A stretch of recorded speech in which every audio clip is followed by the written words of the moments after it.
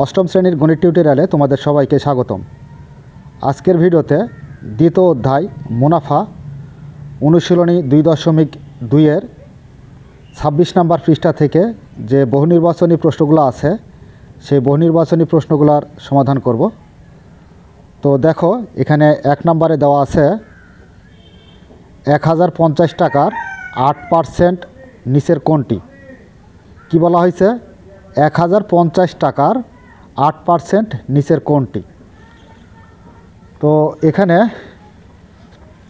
বলা হয়েছে কি 1050 টাকার, তো 1050 এর 8%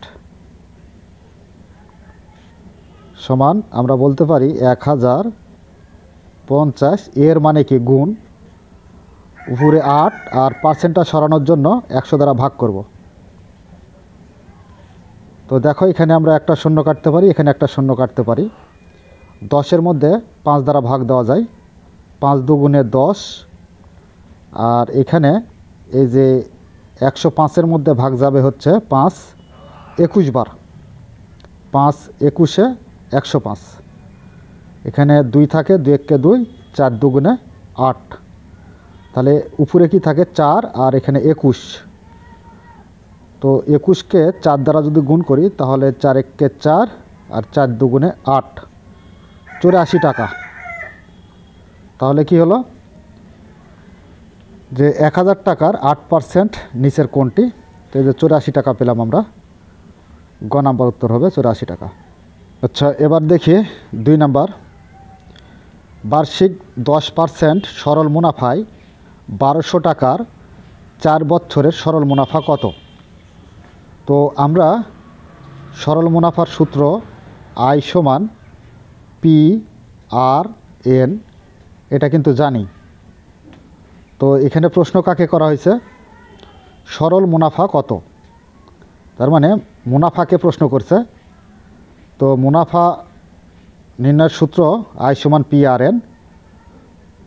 তাহলে পি সমান কত? পি সমান হচ্ছে আসল। আসল কত টাকা? এই যে বলা হয়েছে 1200 টাকার, তার মানে পি মানে 1200 গুণ আর। আর মানে কি শতকরা হার। তো শতকরা হার কত পার্সেন্ট আছে? 10%। তো উপরে 10%টা সরানোর জন্য নিচে 100 দ্বারা ভাগ, গুণ এন। এন মানে কি সময়। তো সময় কত বলা হয়েছে? 4 বছর, তার মানে 4 দ্বারা গুণ। তাহলে এখানে 1 শূন্য 2 শূন্য কাটে, এখানে 1 শূন্য 2 শূন্য কাটে। তাহলে উপরে থাকে কত? 12 গুণ 10 গুণ 4। 12 দ্বারা 10কে গুণ করলে 120, 120কে 4 দ্বারা গুণ করলে 480 টাকা। তো এই 480 টাকা 4 বছরের 10% হারে 1200 টাকার উপরে সরল মুনাফা। তো এই যে ঘ নাম্বারে দেওয়া আছে, ঘ নাম্বারটা সঠিক উত্তর হবে। নাম্বার 3 নম্বরে কি বলছে? টাকায় 5টি দরে ক্রয় করে 4টি দরে বিক্রি করলে শতকরা কত লাভ বা ক্ষতি হবে? তার মানে এখানে একটা বিষয় তোমাকে বুঝতে হবে যে টাকায় 5টি দরে ক্রয় করে 4টি দরে বিক্রি করলে, তার মানে 5টির ক্রয় মূল্য হচ্ছে 1 টাকা। টাকায় মানে কি 1 টাকা। আবার 1 টাকায় 4টি দরে বিক্রয় করলো, তাহলে তার লাভ হবে না ক্ষতি হবে?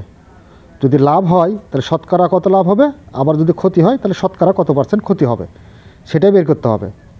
তো এখানে আমাদের অবশ্যই এটা আগে মাথায় রাখতে হবে যে টাকায় 5টি দরে, তার মানে 5টির ক্রয় মূল্য কত? 5টির ক্রয় মূল্য হচ্ছে 1 টাকা। তাহলে 1টির ক্রয় মূল্য কত হবে? 1/5। তো এটা কিন্তু আমাদের ক্রয় মূল্য বের হলো।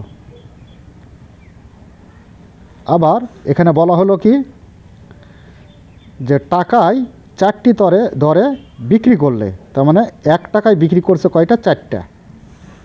তাহলে এখানে 4টির বিক্রয় মূল্য হচ্ছে 1 টাকা। তাহলে 1টির বিক্রয় মূল্য ক টাকা? তাহলে 1/4।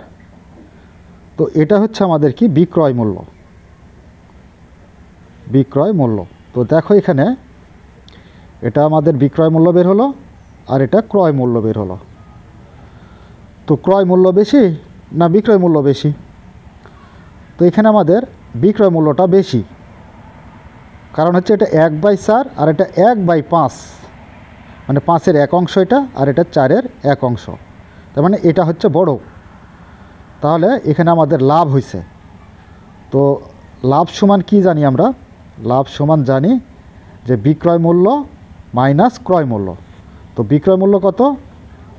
1/4, আর ক্রয় মূল্য হচ্ছে 1/5, তো মাইনাস 1/5। তো আচ্ছা দেখো 4 আর 5-এর লসাগু নিতে হবে হরের। 4 × 5 = 20।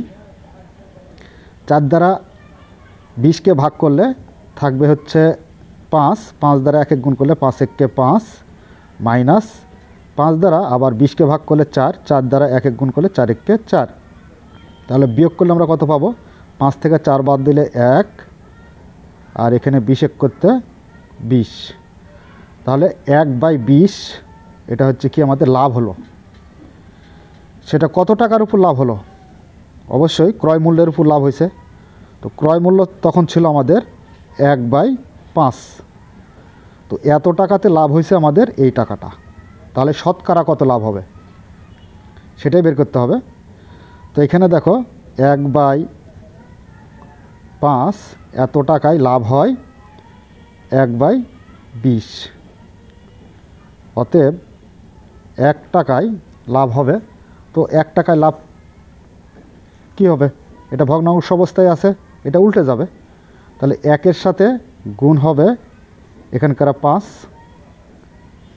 আর এই যে 20-এর সাথে গুণ হবে উপর করা লব 1। তাহলে 100 টাকায় কত টাকা লাভ হবে? শতকরা বলছে, এজন্য 100 দ্বারা গুণ করব। তাহলে 1 গুণন 5, তাহলে লাভটা আরও বেশি হবে। এজন্য আমরা কি করব? 100 দ্বারা গুণ করব। আর নিচে হচ্ছে কত? 20 করতে 20, 1 দ্বারা 20 গুণ করলে 20 হবে। তো 20 দ্বারা 100কে ভাগ করো, তাহলে 5 20-এ 100, উপরে থাকে 5, এখানে থাকে 5, আর 1-এর কোনো ভ্যালু নাই। তাহলে 5 দ্বারা 5কে গুণ করলে আমরা কত পাবো? 5 × 5 = 25%। 25% কী হলো? এটা লাভ হলো। তো দেখো এখানে নাম্বার হচ্ছে 3 নাম্বার, লাভ হচ্ছে 25%। এটা ক নাম্বার প্রশ্নের সমাধান। তো এরপরে আমরা আসি 4 নাম্বারে। 4 নাম্বারে কি বলছে? মুনাফা হিসাবের ক্ষেত্রে মুনাফা সমান মুনাফা আসল মাইনাস আসল। তো আমরা মুনাফা সমান জানি কি? মুনাফা আসল থেকে যদি আসল বাদ দিই তাহলে মুনাফা পাবো। তো 1 নাম্বারটা ঠিক আছে। এটা নাম্বার 2 নাম্বারে কি বলছে? মুনাফা সমান আসল গুণ মুনাফা গুণ সময় ভাগ 2। তো না, এই যে ভাগ, এই 2টা যদি না থাকতো আর এখানে মুনাফার হার যদি থাকতো তাহলে মুনাফা সমান এটা ঠিক ছিল। কিন্তু এই যে ভাগ 2 বা এরকম কোনো আমরা সূত্র পড়িনি বা কোনো কিছু এই সম্পর্কে মানে সূত্রও নাই। তো সেক্ষেত্রে এটা কিন্তু গ্রহণযোগ্য না, এটা না, 2 নাম্বারটা হবে না।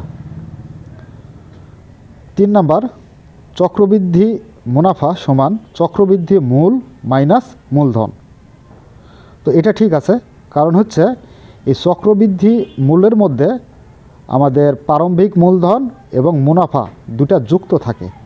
তো এর থেকে যদি আমরা মূলধনটা বাদ দিই তাহলেই চক্রবৃদ্ধি মুনাফা পাবো। ঠিক আছে? তো দেখো এখানে তাহলে আমাদের 1 নাম্বার আর 3 নাম্বারটা সঠিক আসলো। উপরের তথ্যের আলোকে নিচের কোনটি সঠিক? 1 2, তো না, 2 নাম্বারটা ভুল, হবে না। 1 3, হ্যাঁ 1 আর 3 এটাই সঠিক। তো খ নাম্বারটা সঠিক।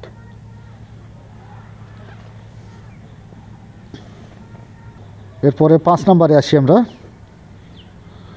10% সরল মুনাফায় 2000 টাকার 1 বছরের মুনাফা 200 টাকা, তো দেখো এখানে আমরা আগে একটু চেক করে নিই। আমরা সরল মুনাফার সূত্র জানি কি, আই সমান পি আর এন। তো এখানে আই মানে কি, আই মানে মুনাফা। তো এখানে কি বলা হয়েছে, 10% সরল মুনাফায় 2000 টাকার 1 বছরের মুনাফা। তো 1 বছরের মুনাফা কত হবে, এখানে পি, পি মানে কি আসল, আসল কত টাকা, 2000 টাকা, 2000 গুণ আর, আর মানে কি শতকরা হার, এই যে 10%। তো উপরে 10 আর পার্সেন্টটা সরানোর জন্য 100 দ্বারা ভাগ, গুণ 1 বছরের বলেছে এখানে সময়। তো এন হচ্ছে সময়, এটা হলো 1। তো দেখো এখান থেকে আমরা যদি এই 100 দ্বারা 2000কে ভাগ করি তাহলে কত হবে, 20। আর 20 দ্বারা 10কে গুণ করলে হবে 200, 200কে আবার 1 দ্বারা গুণ করলে 200ই হবে। তার মানে আমরা 2000 টাকা কি পাবো, সরি 200 টাকা, 200 টাকা কী পাবো, মুনাফা পাবো। তার মানে ক নাম্বার, এটা 1 নাম্বারটা ঠিক আছে। এবার চলে আসি আমরা 2 নাম্বারে।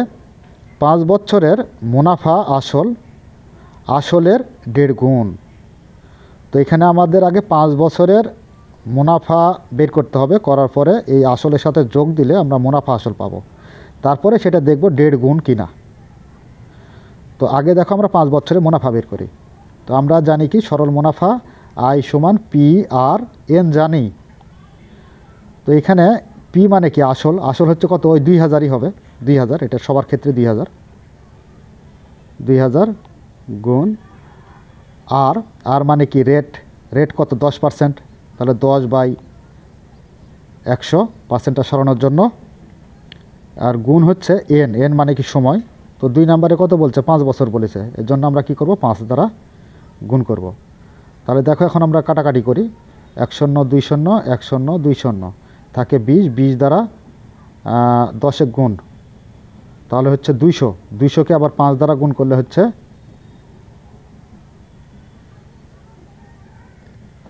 1000 টাকা। আচ্ছা, তো এবার বলা হয়েছে কি, 5 বছরের মুনাফা আসল, আসলের 1.5 গুণ। তো আসলের 1.5 গুণ মানে কি, আসল কত ছিল, আসল ছিল 2000 টাকা। তো এবার আমরা মুনাফা আসল কত পাই, এটা তো বের করলাম আমরা কি, মুনাফা বের করলাম কয় বছরের, 5 বছরের। তাহলে মুনাফার আসল যোগ করলে আমরা পাবো কি, মুনাফা আসল পাবো। তাহলে এখানে আসল হচ্ছে 2000 যোগ মুনাফা হচ্ছে 1000, তো যোগ করলে আমরা মুনাফা আসল পাবো কত টাকা, 3000 টাকা। এখন এখানে বলা হলো আসলের 1.5 গুণ। তো আসলের 1.5 গুণ কত, আসল কত ছিল, আসল ছিল 2000, তো 2000-এর 1.5 গুণ করবো আবার, গুণ 1.5, 1.5 মানে কি, একে পূর্ণ যদি ভাঙাও তাহলে কত হবে, 2 কে 2 আর 1 যোগ, তাহলে হবে 3/2, 3/2।